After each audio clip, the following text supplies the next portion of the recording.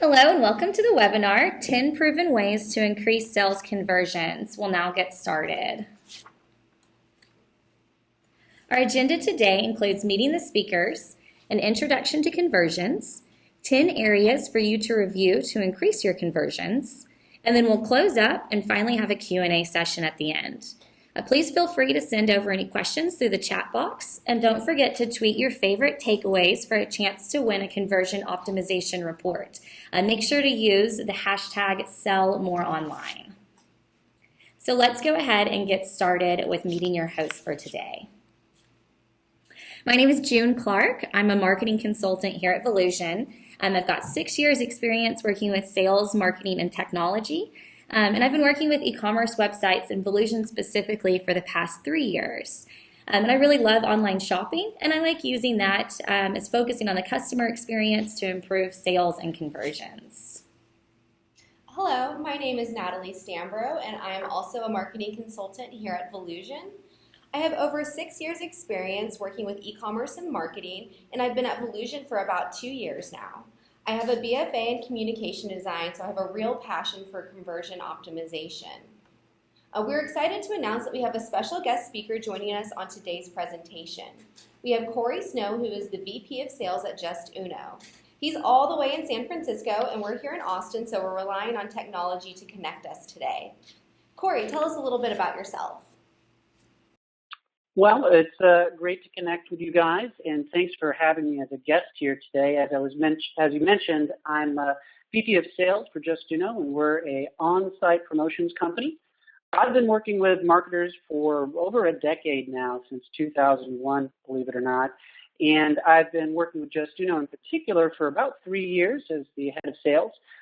Really passionate about sales and marketing technologies. Love working with Volusion, and I'm really addicted to social media, specifically posting photos of my family, of my kid, and my dog, Mingus. So thanks for having me. Awesome. So we'll now get started with an introduction and what we mean when we're talking about conversions. So we wanted to start off by first establishing a couple of terms. Wikipedia defines a call to action as an instruction to the audience to provoke an immediate response. This is basically anything that gets your customers to the next step. So for example, buttons that say buy now or click here to learn more are both examples of a call to action. So a call to action can instruct you to sign up for a newsletter, for example. As we speak about different conversion techniques and evaluating your website, it's important to keep your sales funnel in mind. A sales funnel is the ideal process you intend your visitors to experience as they go from awareness to prospect, then to engagement, and finally as a customer or conversion. This process is important to keep in mind as we guide you through evaluating your store for conversions. Our goal for your sales funnel is to increase the percentage of people who move from one level to the next. So what is a conversion? A conversion is the point at which a recipient of a marketing message performs a desired action, basically getting someone to respond to your call to action. There are many types of conversions, such as getting someone to open an email, sign up for a newsletter, or fill out a registration form. And of course, buying your product is the ultimate conversion. Since we are focusing on e-commerce in this webinar, when we talk about a conversion, we are talking about when a customer purchases your products. So for today, a sale equals a conversion. Our first conversion recommendation is an effective homepage. When a visitor comes to your store, what is their experience? Your homepage is a standard starting location, and it's the site's foundation. Ensuring it sets a clear brand message will instill trust for visitors to continue further into the sales funnel and encourage conversions. So we identified some sections on the site that you can review on your own. Looking at your site, you can ask yourself the following questions. Does this look like a credible site? Would you trust the site with your own credit card? Where is your eye drawn to and what products are being sold? Does your homepage appear to your target audience? And what is the first call to action link to go to in the sales funnel? People always say that first impressions are everything, and that's true to the online landscape. It's going to determine if someone's going to stay on your site or click through to the next page. So think about it. If you were to walk into an actual store and it was unclean, disorganized, or maybe the staff was unhelpful, would you leave and never come back? Personally, if I had a bad experience, I wouldn't return. Well, this is even easier to leave an online store because it's just the click of a button. The next thing should be immediately apparent to your customers when they first land on your website is your brand. Make sure to have clear branding standards that are consistent, starting from the homepage all the way through to a confirmation email. Throughout this webinar, we really try to reinforce the importance of taking away any confusion or barriers that could prevent customers from purchasing, and them not understanding your brand and your website is one of those. Exactly. Clear branding is going to reinforce that your business is trustworthy through the sales funnel. Start by focusing on some basic branding elements, which include the logo, fonts, color palette, tone, or language. For example, Apple has been consistently rated as one of the most profitable brands. Apple's website and products are both clean, sleek, and intuitive. They use the same font, colors, and naming scheme throughout their website. This helps reinforce what their business is about to customers. Like Apple, your brand should be consistent in every way that you interact with customers. And I know Corey's got some really cool examples of branding and promotions that they do. Absolutely. And speaking of branding, nobody does it better than Apple, but that doesn't mean you can't aspire to have great branding, no matter what size your company happens to be. Some things you should consider: continuity, flow, as the team mentioned, things like fonts and color palettes. But also, don't forget, if you're using tools on your website, those tools should match your site as well. Avoid using generic-looking tools that look the same on any website. You should be able to customize them, as in the example here. Maybe you own a rocking website like rock.com.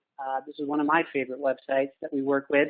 Do you really want a generic promotional widget that looks the same on every site? You know, some sort of square coupon thingy that, you know, looks the same. We do want to customize it to match the branding. And, you know, other tools, in addition to the promotional tools, tools like chat and even some of the review tools that you would use on your site, you can match the color and fonts and even use eye catchers and things that really speak to your brand in ways that generic widgets don't. So make sure if you are using tools on your website that you do so to match your branding. Well, on the next slide, you'll see another one of my favorite companies called Hot Dog Collars. So as you see, the widget that has popped up here is in some nice pastel colors, greens and blues, kind of outdoorsy colors. It's a friendly, familiar design. Now, what makes a dog cuter? Well, turn it into a cute cartoon. So this is the kind of mascot for Hot Dog Collars there. You can see it in the top left. So they use their character in the promotional tool. They have a little overlay pop-up, which we'll discuss later. And again, they're trying to build their community and also generate sales. On the last example, I just like to use this example because I think it was a really clean execution of meshing online widgets that you'd use on your site with the website. In this example, this was tower paddle boards. I don't know if you watched the television show Shark Tank, but they were one of the winners on ABC's Shark Tank not too long ago. So those were a few examples, and I'd like to hand it back over to your team. Awesome. Thank you much. So the next thing that you should think about when optimizing your homepage for conversions is your target audience. You want to make sure that you have thought about and understand who you're marketing to. So start by making a list of demographics including age, gender, location, hobbies, and interest. And if you're unsure what your customer base is actually made of, Facebook gives really great details on demographics. Also, do not be afraid to ask by surveying your past customers. And by defining your target audience, you can then ensure that you're sending the right message and using the right channels to best reach them. Another way of viewing your target audience is to create personas. These should be based on your understanding of actual visitors. So in Corey's example, you know, dog owners who want personalized information for their dogs. And here's another example of, you know, two different women who may be shopping for arts and crafts this summer. One is a stay-at-home mom, and the other is an elementary art teacher. So each of them is going to have different goals and budgets of what they're trying to accomplish. Consider your website through each of these personas, and then look at the sales funnel through their eyes. You may notice different conversion opportunities by seeing their individual shopping experience. In addition to brand standards, you want to make sure your products are featured on the homepage. You can create a featured products section on your homepage to highlight some popular products so visitors can jump right into the sales funnel. Also, make sure to use a large hero graphic or a slideshow on your homepage so you can show the products in action. Think about walking through the mall. Store owners put up mannequins in their windows wearing their new products. They're trying to get you to go from the storefront to inside and shopping. This is the exact same concept. If you're running promotions, make sure they're featured on the homepage. In this example, the site is showcasing a 20% off promotion on the homepage slideshow, but it's also featuring a free shipping in the header of the site. This is a great use of the traditional promotional landscape. Exactly. So a pro tip is if you're providing free shipping, put the call out in the header with the promo so customers can see it throughout the sales funnel and throughout the website. In addition to traditional homepage promotions, you may also consider marketing overlays. And we love homepage promotions, but we also love overlays. Now don't forget, these are not pop-ups. These are actually overlays. What's the difference? Well, first of all, pop-ups open up in a separate URL. This actually is against Google policy, so Google actually dings you from an SEO perspective if you use a traditional pop-up opening up in a different URL. What we want to do is insert the JavaScript snippet into your homepage and make it show up on your homepage as an overlay. So as we see in a couple of examples that I've laid out here, using cute, creative, seasonal, funny, sexy overlays is a great way to capture visitors. And don't forget, the on-site promotion is not just about the promotion itself. Of course, we want to get the sale, but it's also about building an audience, about building the addressable audience, aka growing the amount of eyeballs on your products and services. So we don't want to pop up, we want to overlay. And being likable is another part of this strategy, because we want to capture not only the people that are intending to purchase today, but we also want to capture that 98% of the visitors who bounce without leaving any personally identifiable information. Additionally, the message is kind of let's join the community. So I'll show you some examples later, but in the example to the right was a pet store. You'll notice there's a little scorpion with a 10% off there. And that scorpion was for a pet store. And of course, they sell insects and things like that. I thought that was a great one. So by having great promotions on your site and showing that you're trying to build a community, you're building trust. And when you have trust of your audience, you're going to grow sales. So, and on to the next slide, we'll see that this is another company I really love. This is called Isle Surf and Stand-Up Paddleboard. As you can see here, they've got a great looking site. All the elements are branded, and they are appealing to a community. What type of community? Well, people that like adventures, that like outdoor activities, that like travel, perhaps they like water sports. You'll notice on the right there, it says, win this touring package, sign up today. Well, the sign up today implies that there's some sort of newsletter or community, something going on there. So we want to capture those website visitors, turn it into a contest. And on the next slide, you'll see the overlay that comes and pops open. It says, touring the world, enter to win. So what we have here is an adventure package. They're appealing to the sensibilities of the people that shop at this type of site. And, me, as someone who likes this type of activity, I might just enter it just so I receive information from them. That's a big part of the strategy. This particular company has already received thousands and thousands of emails for this contest. And of course, what they're doing is they're now dripping on them through social channels and email channels after capturing them through this campaign. And now on to section number 2. So the next area that we want you to review is your navigation. It should be intuitive and useful.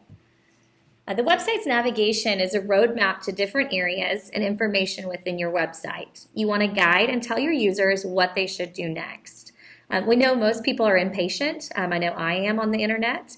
And because of this, it's important to give users a very clear process. So when you're mapping out your navigation, first consider some basics. Since we read from left to right and top to bottom, the top navigation is your most important real estate on your website.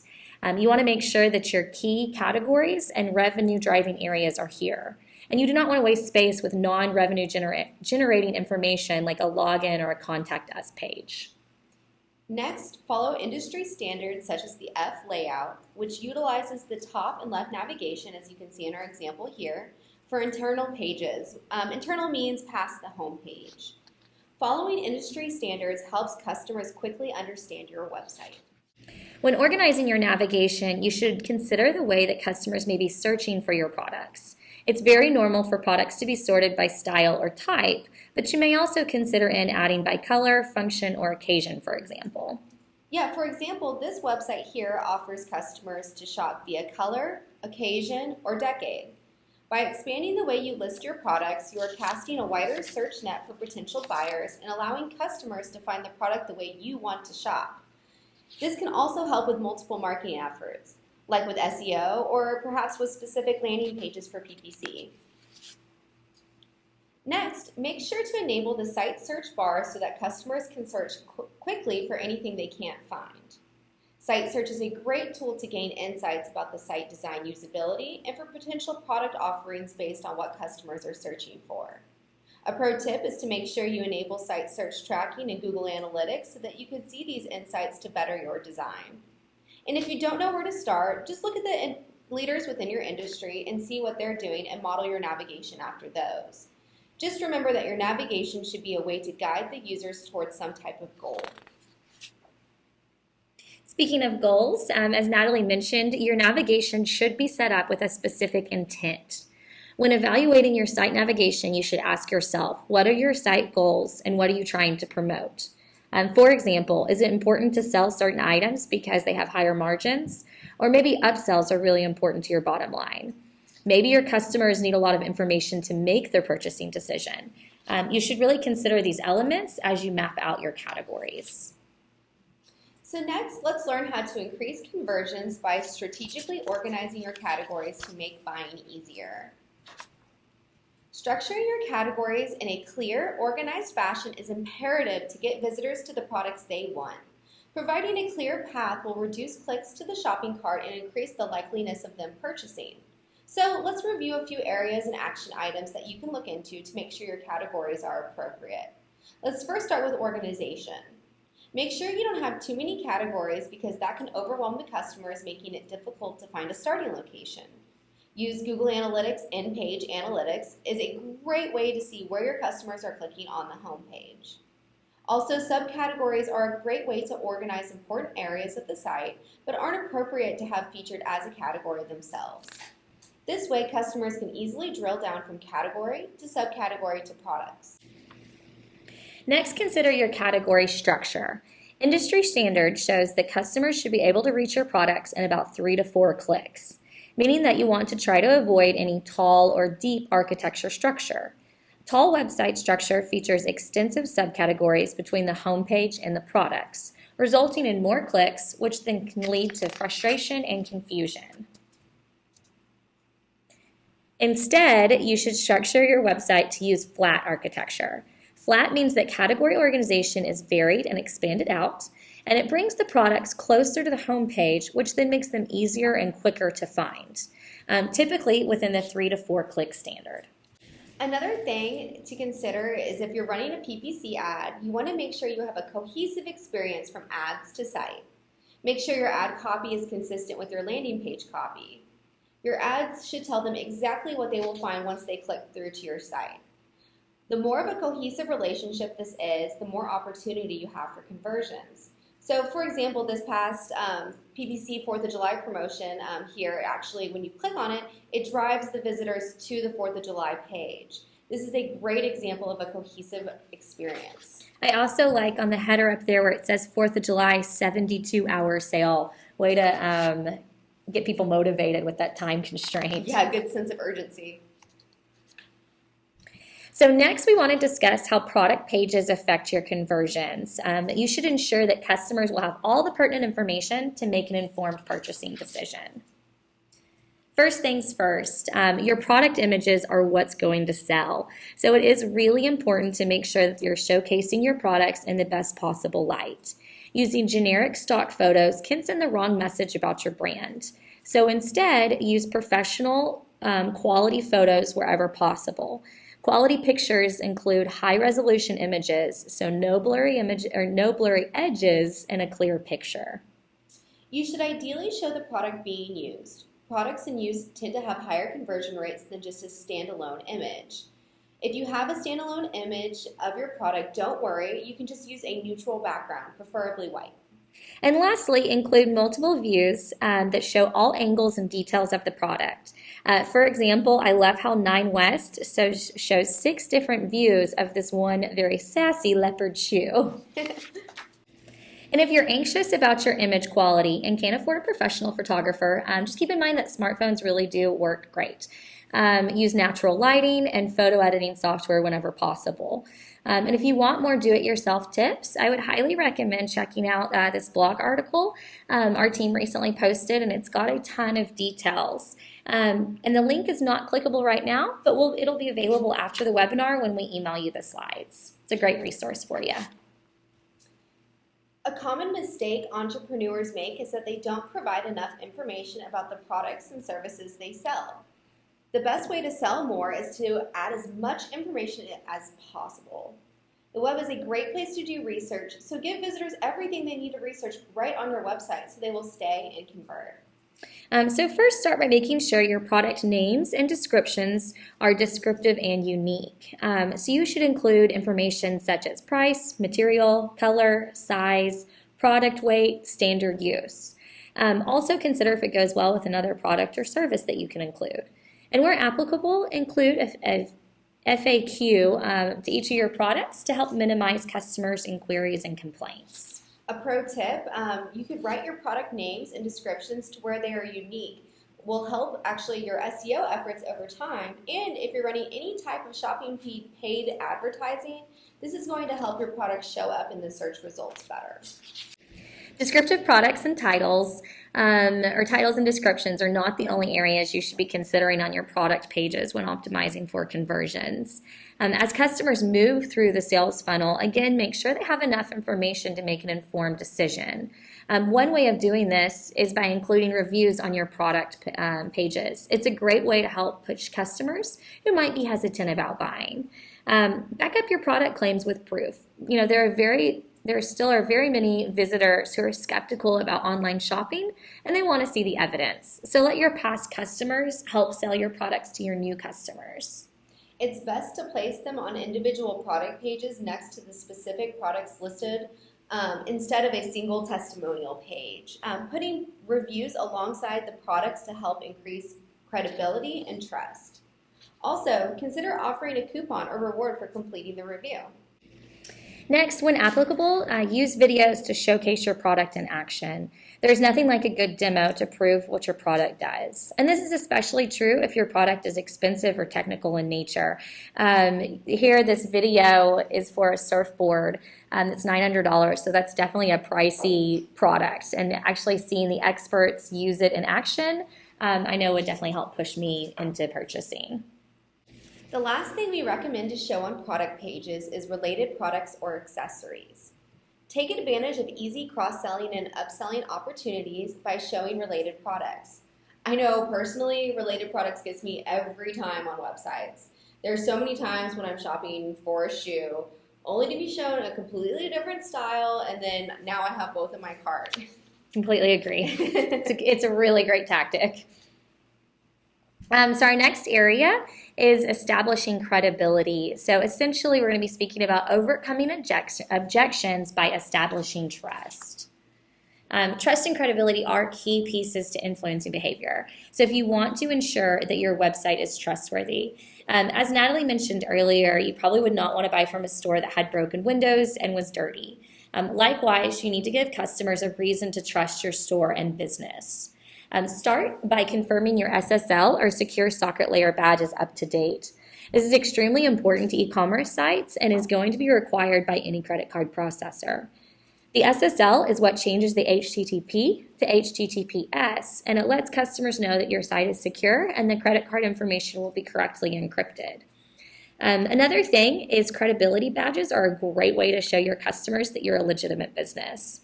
These include Google Trusted Stores and the Better Business Bureau badges. Try saying that 4 times fast. But however, I would warn against having too many of these because it can be distracting from a user experience. And June, I completely agree. A couple of badges are good, but anything, when it gets too many, it can look really spammy. So next, build confidence in your users by showing that you're a real company with real people. Show them that there's a real organization behind your site. The easiest way to do this is by listing a physical address if you have one, email address, and phone number. Other features, such as posting a photo of your offices or listing a member with the Chamber of Commerce, help as well. Remember, if you're planning to run Google Shopping feeds, a Contact Us page with detailed information is required. Your About Us page is another great area to build trust and highlight the expertise in your organization and the quality of products you offer. This is a great place to list credentials as well as any known affiliates, as well as show some personality. As you can see, Volusion likes to showcase a range of activities on their About Us page. Again, you just want to show that it's an honest and trustworthy people stand behind your site. It's another way that you can convey trust is with social proof. Well, and in addition to building credibility through these best practices, we can't forget social proof. And growing your social audience is more than just about eyeballs on your products and services. It's about proving that people like your business. Now, new companies are going to greatly benefit from 0 to 60 social growth. You're starting with 55 fans. It's basically your circle of friends and family. We want to grow beyond that. So quick question for you. You have 3 amounts of fans here, 55, 2,355, and 167,000. Which one do you think has the best 30-day return guarantee?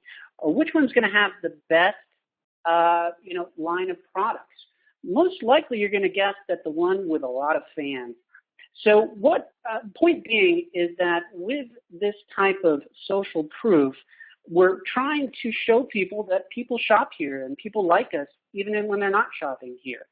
So when you want to grow at a much greater rate than you naturally could, you do want to use techniques to, whether that's contests or tools like Justuno that help you grow your fan base at a much greater rate. It's great for new companies, companies with gadgets or new brands or sub-brands or fashion companies. Some other things about social proof that we can't forget, that you should never, ever, ever buy fans, because that's basically, those are fake fans. Those aren't real fans. And in theory, people think that it helps with social proof, but in reality, it's a form of dishonesty. So let's not go there. Go ahead and build your own fan base. You can do it. Now, on top of that, when you buy fans, it ruins your social SEO and low engagement rates, whether that's a Facebook post. Facebook will ding your fan page for being spammy or unlikable if you keep posting and nobody's liking your posts. On the next slide, people are going to be more likely to follow. On the next slide, people are more likely to follow if those social numbers are solid. This rule applies not only to the fan page itself, but also your postings. With this example here, this rule applies not only to the fan page itself, but to your posting. If people see great engagement rates, they think, hey, this company's popular. Let me see what they have to say or post, or let me check out their products and services. So when I'm stumbling across Facebook and I see that my friend has liked a certain post from a certain company, I'm a lot more likely to engage with that post or at least check it out. So on top of that, posting regularly with relevant, likable information, that's really essential to growing your social audience. So more importantly, it's essential to keeping that audience. Dropout rates do matter, so try and keep those fans. But let's not forget that the best fans you could possibly capture are the ones that are already on your site looking at your products and services. So let's use tools that'll help us capture those website visitors, because those are the ones that already found us, that already kind of know us, and already kind of like us because they're looking at our products and services. Now, funny postings are great. The dog postings, the cat postings, I can't get enough of them. But don't forget, you can show your products, but you want to do it in a respectful and appropriate way. You don't want to post, sale, 20% off today, as that doesn't say anything. That's all about the seller. It's not about the experience. It's not about your products. Do say things like, hey, check out our most popular line of sunglasses. Or as in the example here, check out our 5 most popular products in this pack. So those are some great ways to keep that engagement rate up and also prove to people that you're a likable company. And to piggyback off of what Corey was speaking to, you should confirm that any social media links showing on your website are connected to the right profiles. This is an easy step but can often be overlooked by brand new website owners. You also want to make it simple for people to share your page, reviews, and products with their friends on social networks or via email. So include social media buttons on product pages and throughout your website where they're easily accessible. And lastly, if you're stumped where to begin, I would recommend checking out the social media webinar that our team just completed. It gives a lot of really detailed information. As we mentioned, the links will be clickable after the webinar is complete when we email you over the slides. So let's move on to the checkout process. We want to make it easy for customers to give you their money. First and foremost, tell your customers how they can pay you. Offer multiple payments and communicate these options to customers throughout your website. Exactly. It's a best practice to offer your customers multiple payment options so that way you're casting a wider net on who could purchase your products. It's industry standard to have the payment logos in the footer or left navigation of the site so visitors will know early on that they can check out with their payment method. And just be aware that some sites come loaded with stock images already implemented, so just make sure those logos match the customer, what the customer is actually allowed to check out to when they get there. One of the top factors that can push a visitor to convert or abandon the site is the shipping process. Shoppers want products at a reasonable shipping cost and within reasonable time frame. So make sure you're providing them with multiple shipping options. And this should include everything from time constraints to price conscious options. The biggest thing that we can recommend you is consider adding a free shipping threshold as a tool to upsell customers. You should be making sure that you're looking at your individual data, though, before picking out a generic number. For example, if you know that your average order value is around $33, you might do free shipping on orders at $50 and up. This makes much more sense and will push people to purchase more than if it was just set at a generic $99 or $100. And June, just to interject real quick, this is one of my favorite tips to tell my clients, and it's a really easy way to boost revenue. So, take a look at your own statistics and, make an educated decision based off that. Absolutely, could not stress that enough. And if free shipping isn't possible for your site, then consider a low flat rate shipping option such as $4 or $5 as a flat rate. Also, make sure to check your shipping costs by testing all types of products to different locations. Make sure the shipping cost is a reasonable percentage of the product price.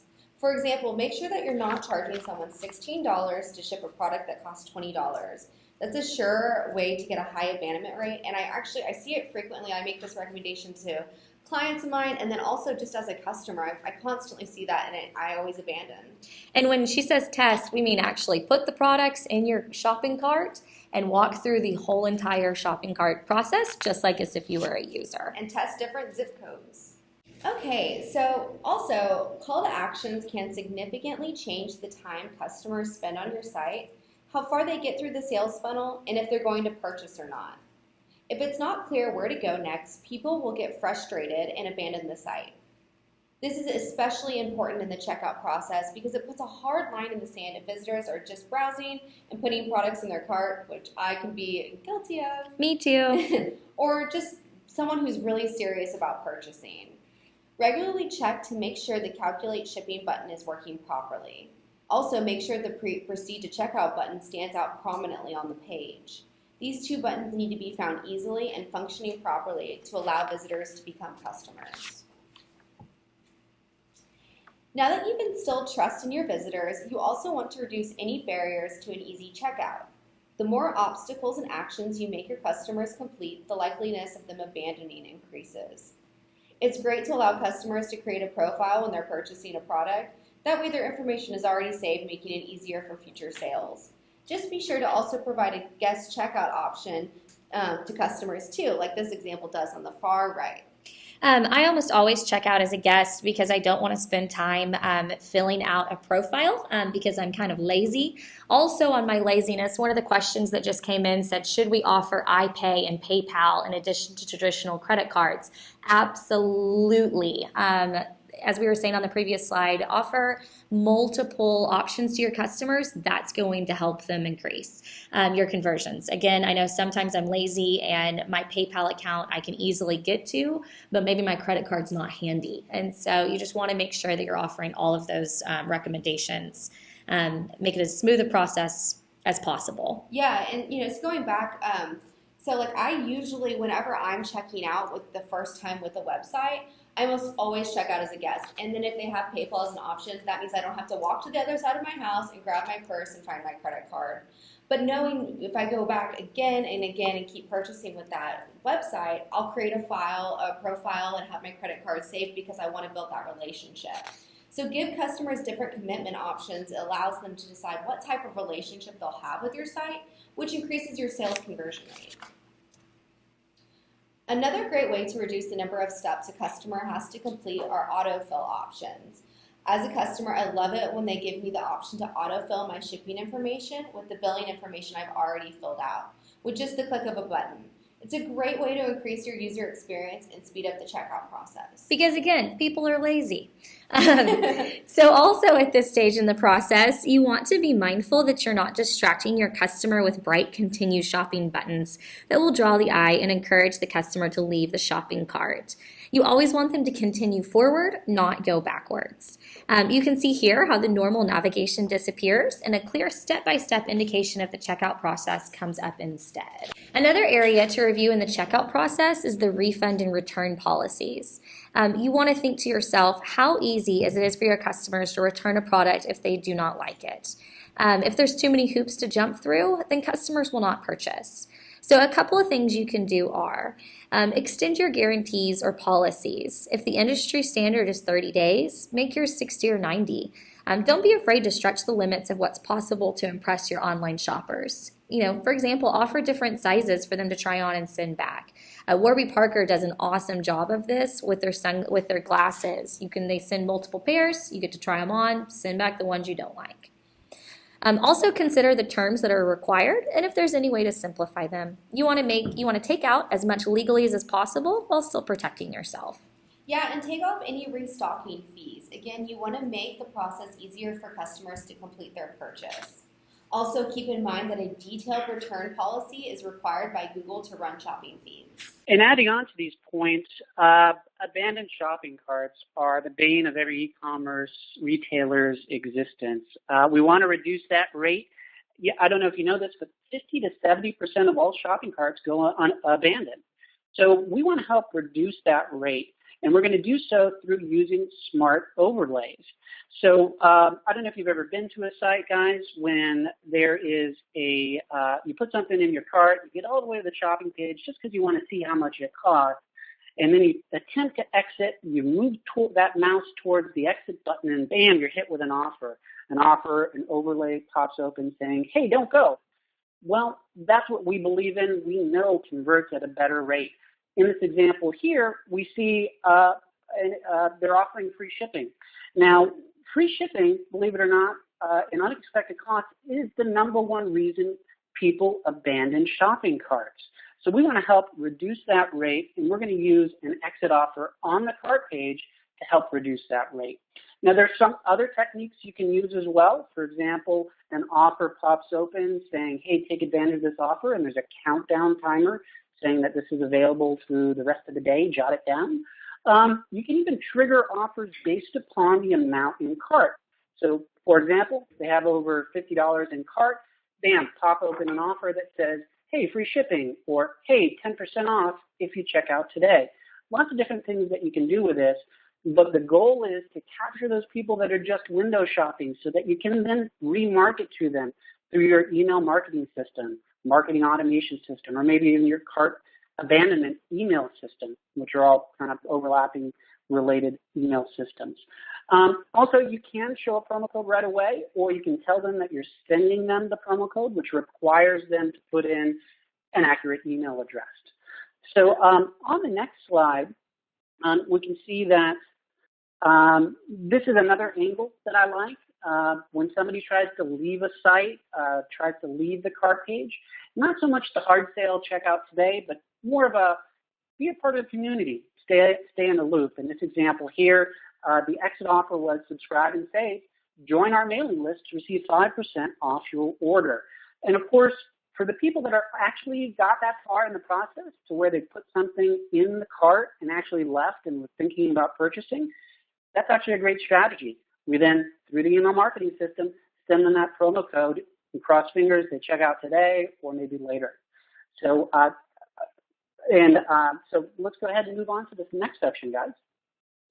Awesome. So this next one, we're going to be talking about conversion-specific tools. So we'll actually hand it right back over to you to talk about some on-site marketing tool options. Thank you. And, you know, as I've mentioned, we kind of exist in the space of on-site marketing tools. Some of you out there might be using chat tools. We like live chat. There's OLARP. There's lots of different live chat tools that work great. Of course, they require a person to monitor that. Reviews. That's another great way. There's a company called Yotpo that I think does a really good job.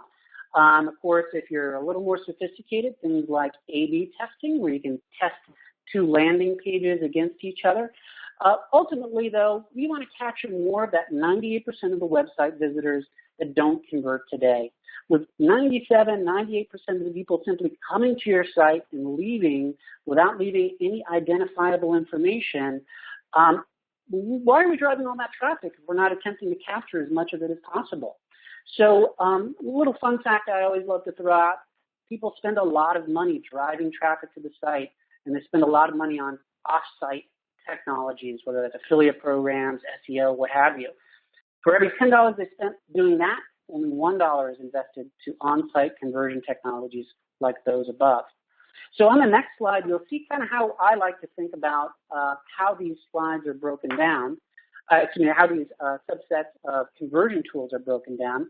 Of course, we want to attract them with a great website. That's the number one way to generate sales, is to have a great-looking website through Volusion that we can generate leads, generate sales, and convert more. But once they're on your site, you can use those tools, chat tools, A/B testing, reviews, live chat. Of course, once we get them in our system, once we're marketing to them, we want to retain them. So you can use your email marketing system. You can also use things like cart abandonment technologies like CY. It sends an email to somebody that has filled out an order of some sort, and that way we're marketing to them with that hey, don't go messaging. And then finally, once we get a little more sophisticated, we can do things like retargeting or using detailed analytical tools like Kissmetrics. In all cases, though, our goal is to convert more. So one quick little micro case study on the next slide is one of my favorite companies. I wear these around the house, actually. They've been really good to us and been using Justuno for years now. It's a company called Okabashi. You might have seen them in CVS or Walgreens, kind of near the checkout counter or the as seen on TV products. But they were able to increase their coupon redemption rate. They used to have their coupon directly on the website, and it was just listed on the homepage for everyone to see. They found that when gating that promo code, they were able to actually increase the amount of people redeeming that promo code by 47%. They were also able to increase the amount of Facebook fans and email signups, again, growing the addressable audience. And how did they do it? With a simple little overlay that said, claim your rewards now. So I thought that was a great little case study that I wanted to share with you. Most importantly, those promo codes had an impact on the overall value of the sale by 15%. So you increase the amount of eyeballs, increase the amount of sales, and increase the average sale size, average cart order. That's actually some really impressive metrics on the micro case study, Corey. Speaking of metrics, let's dive into some Google Analytics data to identify issues and make improvements. Volusion completed a webinar called Welcome to the Metrics that I actually helped co-host last year, and it's an overview of Google Analytics. It's here again, like June said, this link isn't clickable, but we'll be sending out the webinar slides, and so it'll be available at that point. However, we did want to go over some key metrics that we've mentioned in this webinar. Let's first start with bounce rate. A bounce rate is any visit to the website where a customer immediately leaves. Use this metric to see if there is a disconnect in your marketing channels to the landing page, or perhaps you're grabbing the wrong customer base so they're leaving immediately. Also, make sure if you're looking at pages with a call to action.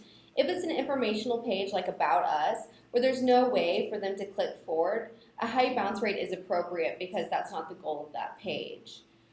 Typically, an e-commerce site with a bounce rate from about 35 to 65% is great.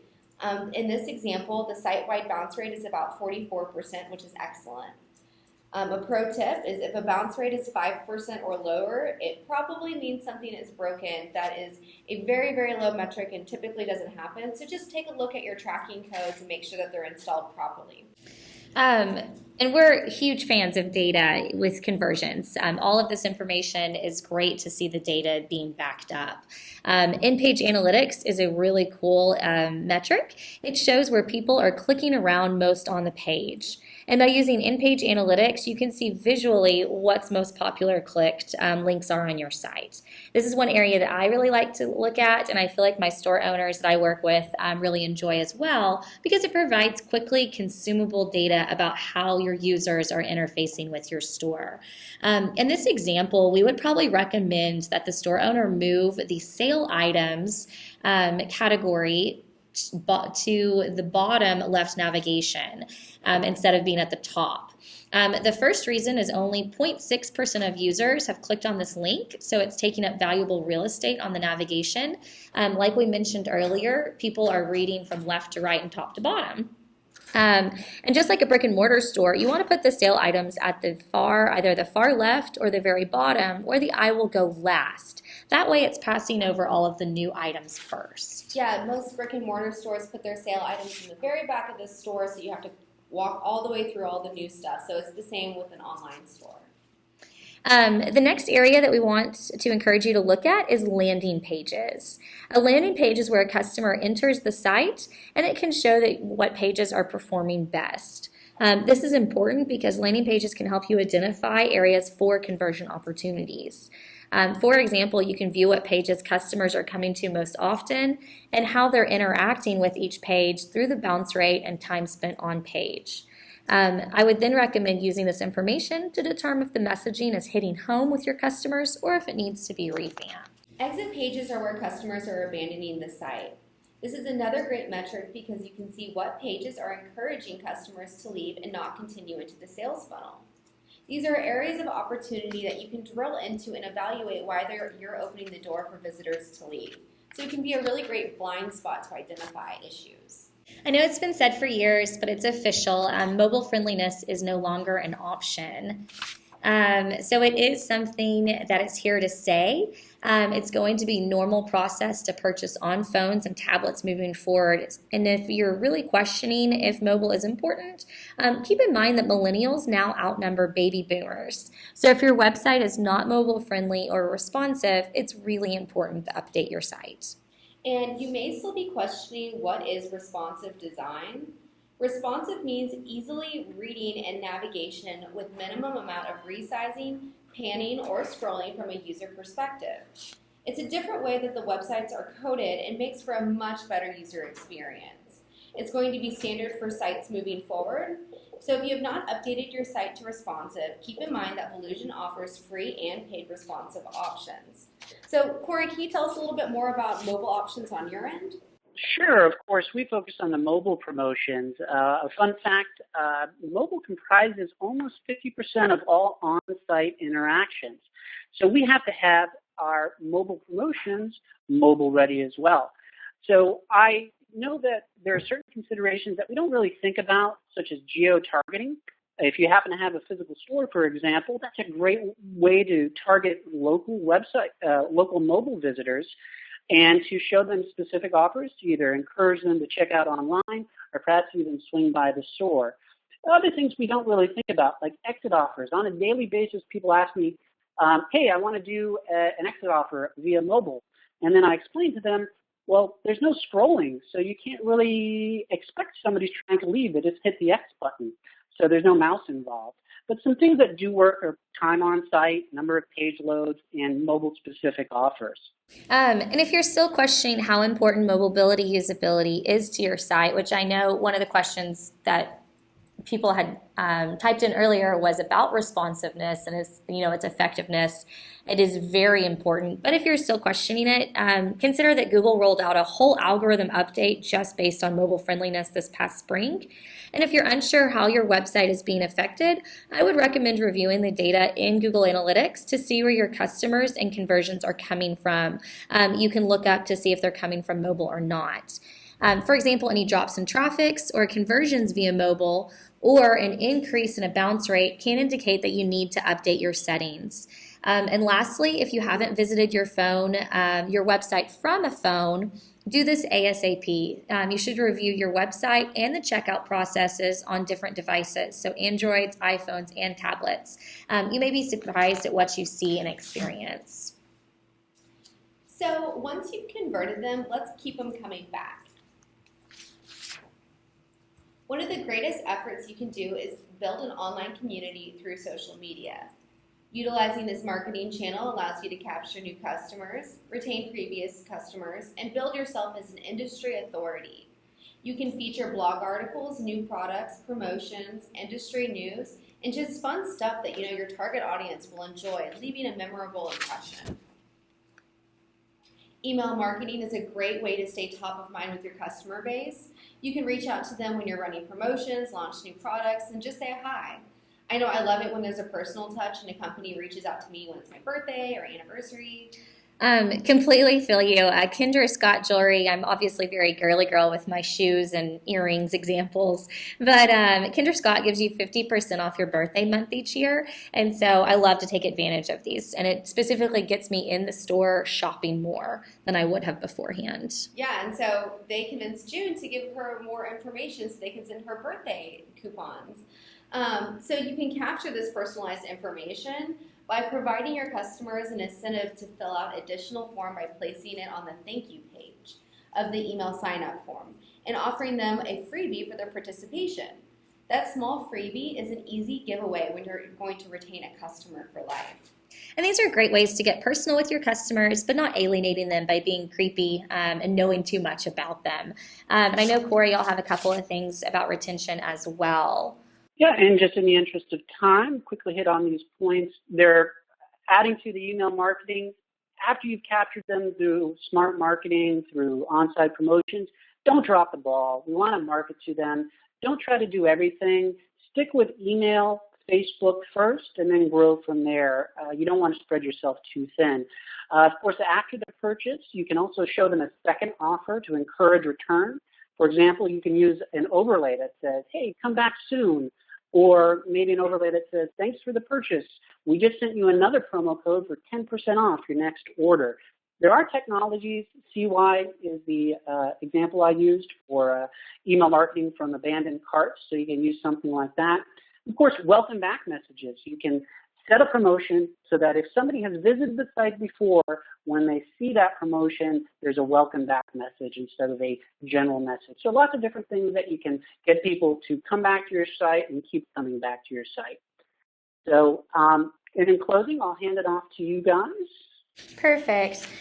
So we just want to leave you with a couple of resources.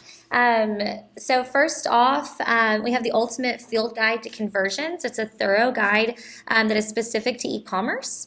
You also have availability to a free trial to Justuno through this link, as well as a coupon for their paid service. And if you do want to learn more about working with our marketing experts and conversion consulting from our team, please call the phone number listed on there. I know that we are very short on time, so we're going to be able to answer just one or two questions, and then we will follow up with a blog post to go over any questions that we have not answered. So let's jump into our first question. How many products should you have in your categories? That's a great question. I know we touched on category organization, but it's really important to have a good amount of products within your categories so people know that you have lots of products to offer them and they don't have the perception that you are maybe going out of business or not enough inventory, that you keep your site up to date, and that it's consistent and reliable. Whatever makes it The page look full as well. Yeah, it makes sense for your industry, but you also want to have a good amount of stuff in there. So our next question was I noticed that no one visits our returns page. I haven't updated it. Should I be concerned? It's pretty outdated. I know a lot of times whenever I'm shopping, I actually don't check out the returns page. So this probably does happen.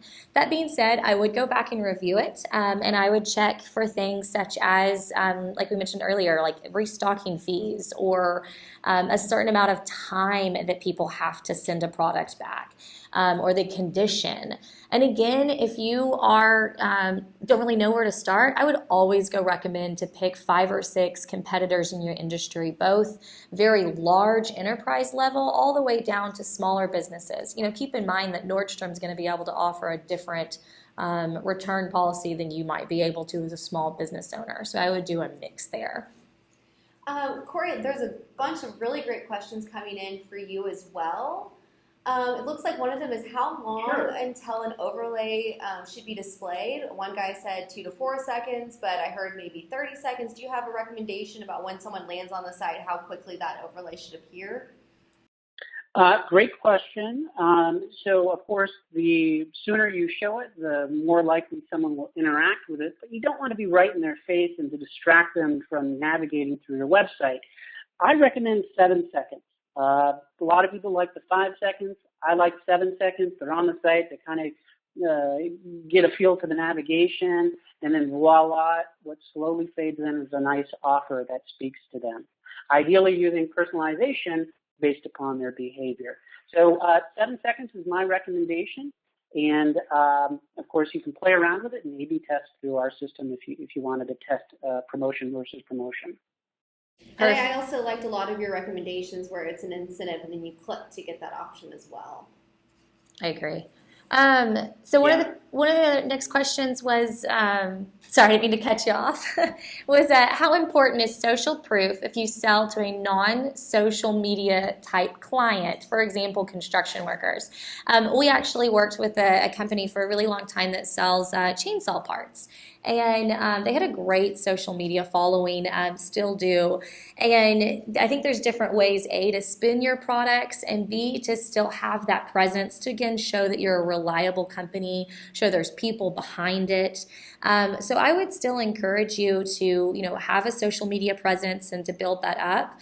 And there may be other ways that you might not be thinking about it. For example, I think this one was, construction workers. There still may be a way that maybe you can send, I've seen bumper stickers, for example, on people's hard hats with their brand on a bumper sticker. That's a really cool way to show social proof. And I've seen companies that then send these bumper stickers with every purchase. Almost again goes back to Apple, how their stickers are everywhere. It's another way to show that social proof. Absolutely. And this is true also if you're doing more B2B, which is business to business, and you're selling to other businesses.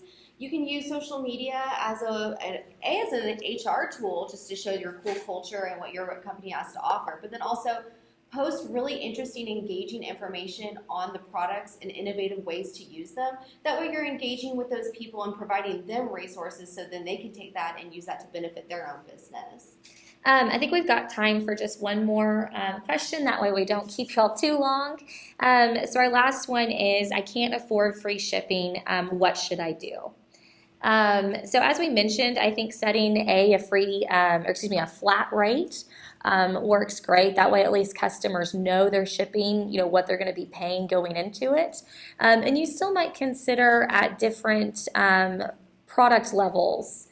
Yeah, so free shipping is a high converter, so it may really help push some products that you're trying to promote and increase their revenue. And then also, if most of your products are around the $20 mark, but you know that you have some that are up around the $50, for example, only offer free shipping on those higher priced items, because then you get a good return on, the revenue that you're generating. You're also encouraging higher priced items to be sold. And you're not offering free shipping site-wide. You can just do it on specific things that make sense for your business model. And that's, I think, all the time we have. Like we said, we will answer these questions in a follow-up blog post, and we will include the ones that are specifically about the layovers, the overlays that Corey spoke about.